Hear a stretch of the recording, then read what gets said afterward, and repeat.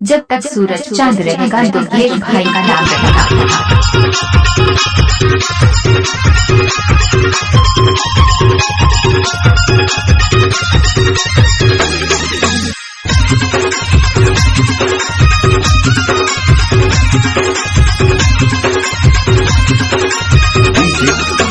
DJ Durgesh Kumar Pusham Manauri colony टोला।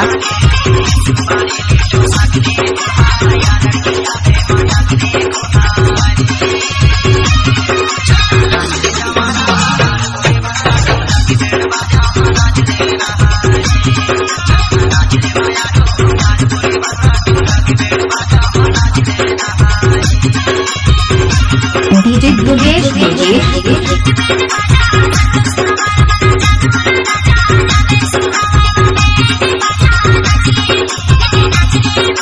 DJ Durgesh Kumar Pusham Manauri colony टोला।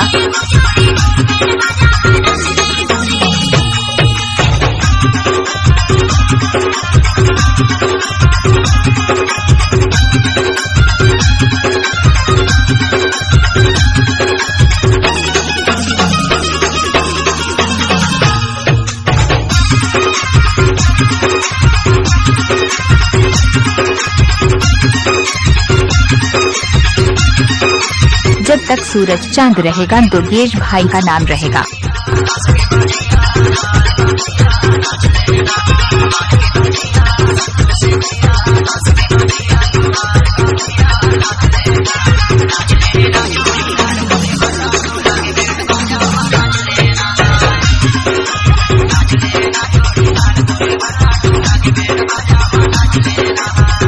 DJ Durgesh Kumar Pusham Manauri colony टोला।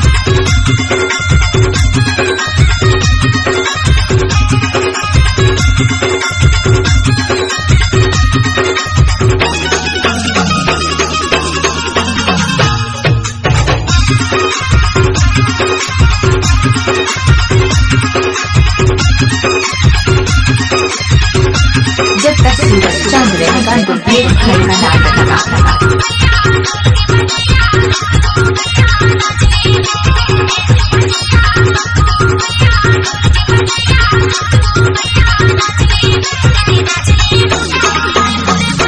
डीजे दुर्गेश कुमार पुशाम मानौरी।